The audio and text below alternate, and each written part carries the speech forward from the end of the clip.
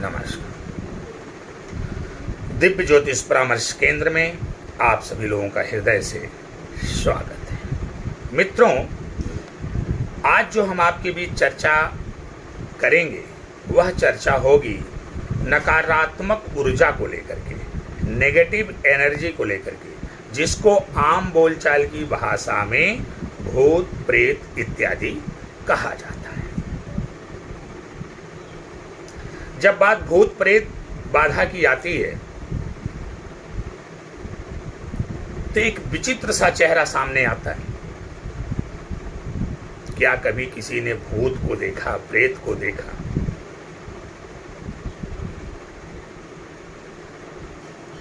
उसका चेहरा कैसा होता है, उसका रूप रंग आकार कैसा होता है? देखा नहीं, बस महसूस होता है, आभास होता है, अनुभव होता है कि यहां पर कोई काली साया मंडरा रही है, यहां पर कोई नेगेटिव एनर्जी है, नकारात्मक ऊर्जा है। और ये जो चित्रों में हम देखते हैं कि भूत है तो उसके बड़े बड़े दांत हैं, बड़ी बड़ी लाल लाल आंखें हैं, एक भयानक सा, डरावना सा, विचित्र सा चेहरा है, बड़े बड़े नाखून इत्यादि इत्यादि, ऐसी हमारी एक परिकल्पना है जिसको हमने एक चित्र में उतार दिया। चूंकि हमको पहले से पता है कि भूत जो है वो खतरनाक होता है, डेंजर होता है, भयानक होता है, उसका स्वरूप भयावह होता है, तो हमने अपनी परिकल्पना को चित्रित कर दिया, अपने चित्रकला में उतार दिया कि भूत होगा तो ऐसा होगा।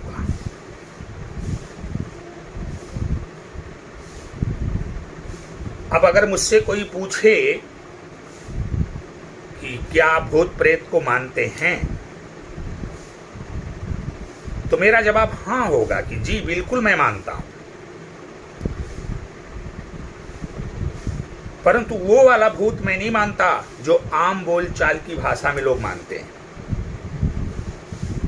मेरा वाला जो भूत है उसका संबंध ऊर्जा से है। विज्ञान का एक सिद्धांत है, आइंस्टीन साहब ने कहा कि द्रव्यमान है तो ऊर्जा है, और उन्होंने एक सिद्धांत और भी दिया कि जब द्रव्यमान की क्षति होती है तो ऊर्जा उत्पन्न होती है।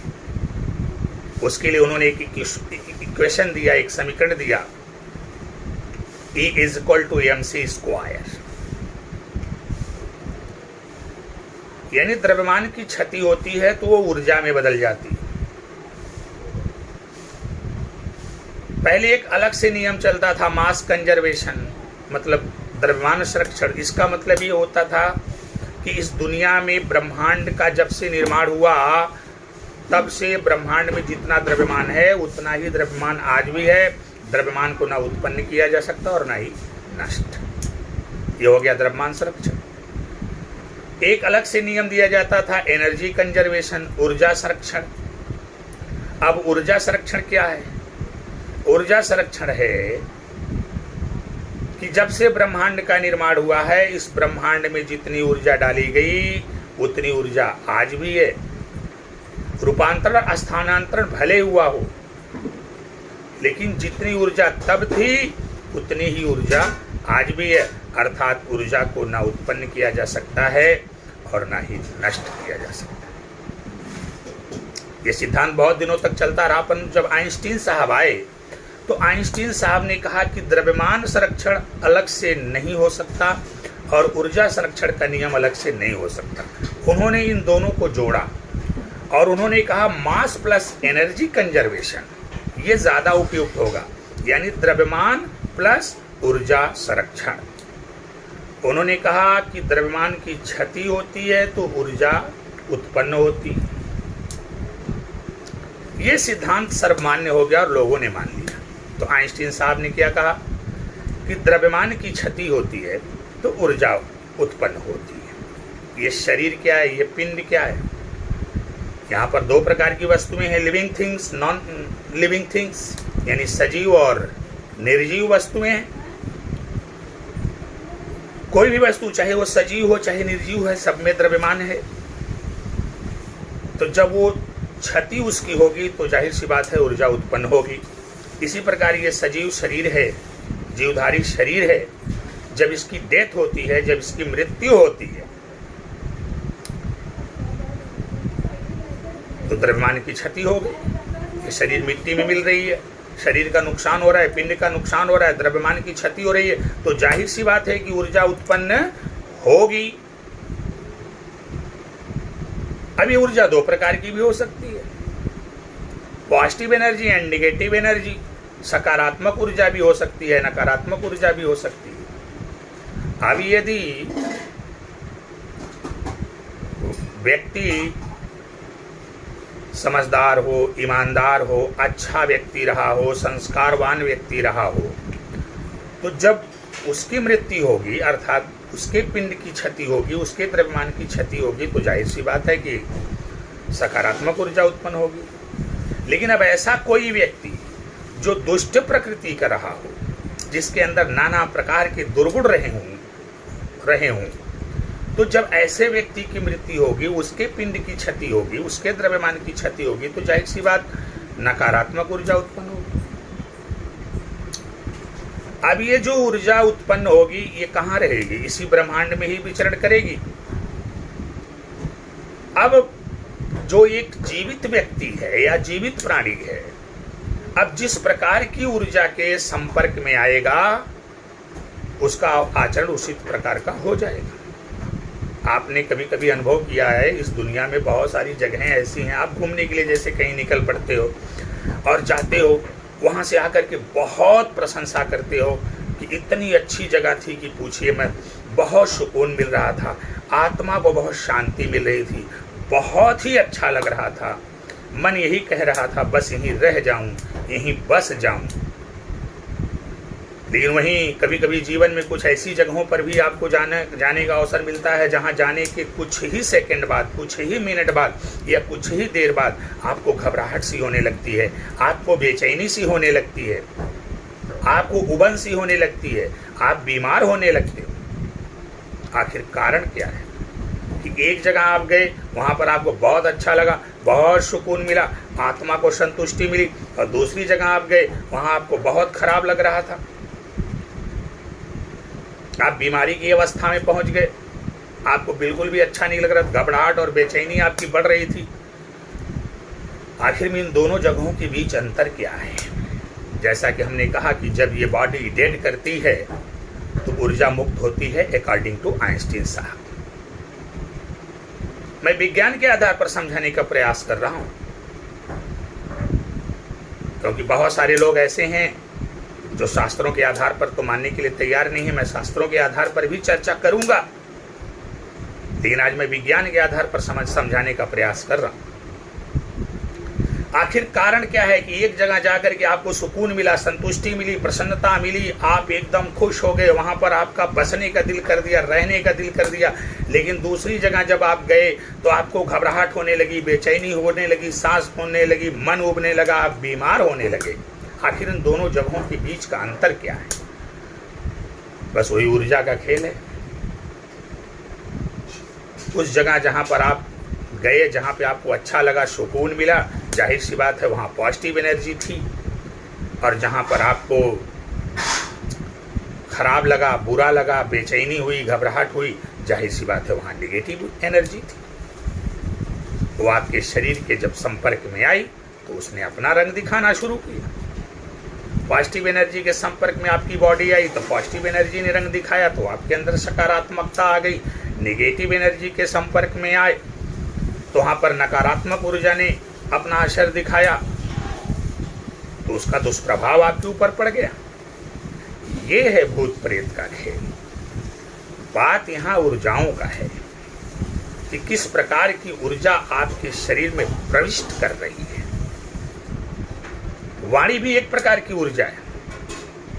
अच्छे लोगों के संपर्क में रहेंगे, अच्छी वाणी के द्वारा जो आपके कर्ण कुहरों के माध्यम से आपके शरीर के अंतर्मन में ऊर्जा जाएगी, वह आपके अंदर सकारात्मकता लाएगी। लेकिन जब बुरे व्यक्ति के संपर्क में रहेंगे, बुरे व्यक्ति के वाणी से निकलने वाली जो ऊर्जा है, ध्वनि ऊर्जा तरंगों के रूप में चलती है, वो आपके कण कुहरों से प्रवेश करके जब आपके शरीर के अंदर जाएगी और आपके शरीर को वाइब्रेट करेगी, बुरे लोगों की वाणी तो आपके अंदर बुराई आएगी, अच्छे लोगों की वाणी जाएगी तो आपके अंदर अच्छाई आएगी। इसीलिए हमने कहा दुनिया में शब्द सबसे ज़्यादा ताकतवर होता है।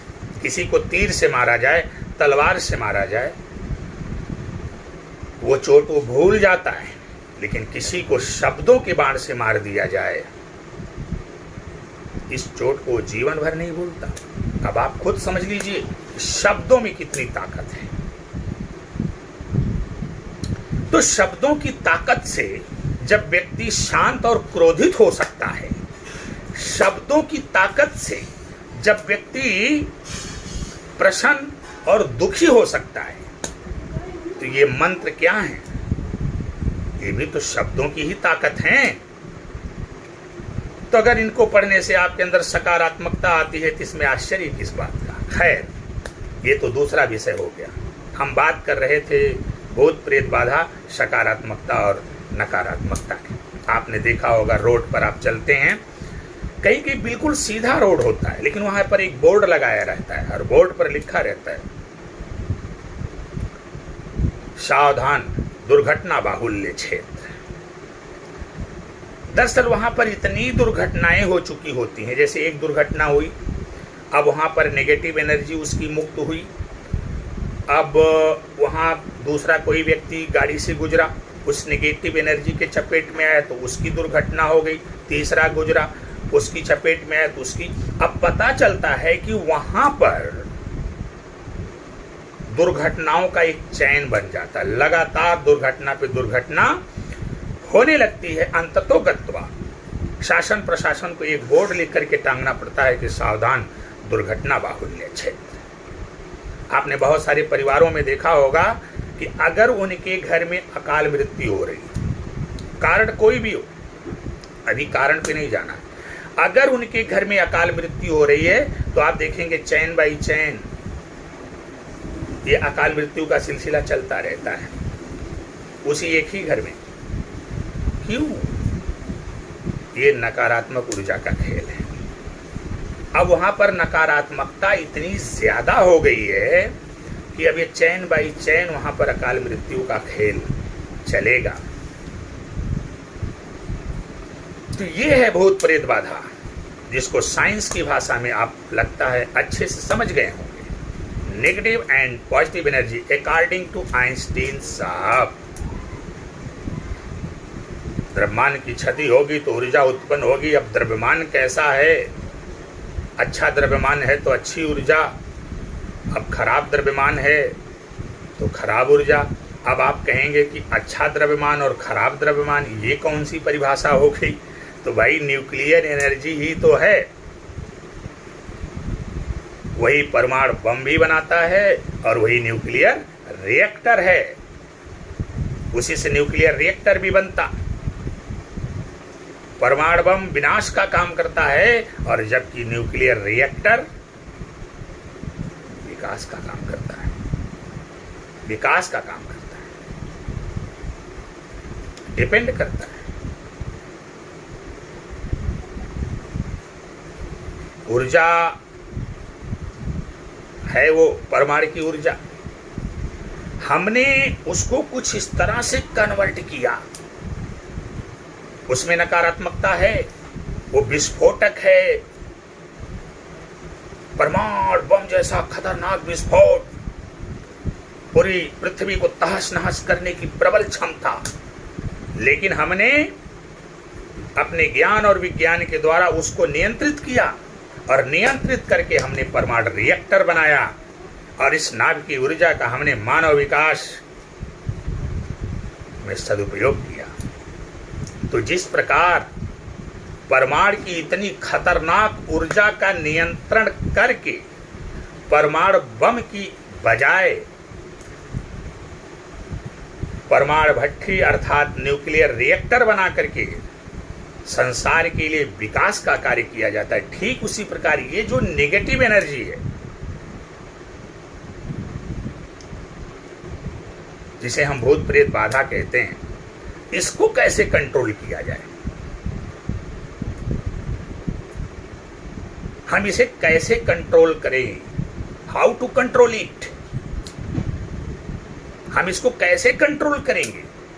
ये जो निगेटिव एनर्जी है जिसको भूत प्रेत बाधा कहते हैं, इसको किस बायोलॉजी में खोजें, किस फिजिक्स में खोजें, किस केमिस्ट्री में खोजें, इस नेगेटिव एनर्जी को कंट्रोल करना ये जो आपकी फिजिक्स है, केमिस्ट्री है, बायोलॉजी है, इसमें नहीं मिलेगा। इस नेगेटिव एनर्जी को कंट्रोल करने का तरीका हमारे पूर्वजों ने, हमारे मनीषियों ने, हमारे संतों ने, हमारे विद्वज्जनों ने, हमारे महात्माओं ने ज्योतिष विज्ञान एस्ट्रोलॉजी में दिया है। आप एस्ट्रोलॉजी का सहारा लीजिए और ये नेगेटिव एनर्जी कंट्रोल होगी और आपका जीवन सुख, समृद्धि, खुशहाली और सफलता के मार्ग पर अग्रसर होगा। प्रिय मित्रों, तो ये रहा भूत प्रेत और नकारात्मक ऊर्जा का खेल। आशा करते हैं कि हमारा ये वीडियो आपको बहुत अच्छा लगा होगा। हम अपनी चर्चा को विराम देते हैं।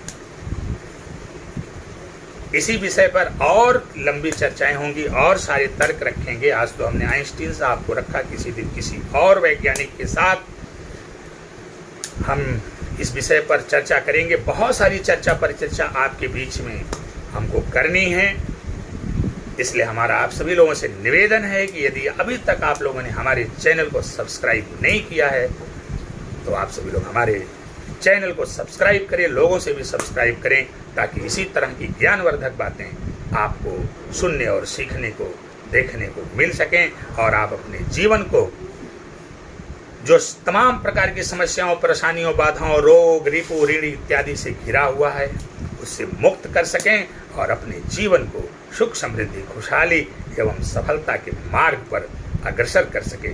मैं एक बात फिर से दोहराता हूं कि वे लोग जिनके पास कुंडली है, जन्म का विवरण है, वो तो हमारे चैनल को सब्सक्राइब ही करें, लेकिन साथ में वो लोग भी करें जिनके पास जन्म का विवरण नहीं है, कुंडली नहीं है। हमने उनके लिए भी वीडियो बनाए हैं जो उनको बहुत ज़्यादा लाभ पहुंचाएंगे। तो आप सभी लोग हमारे चैनल को सब्सक्राइब करें। भगवान भोलेनाथ की कृपा आप सभी लोगों पर बनी रहे।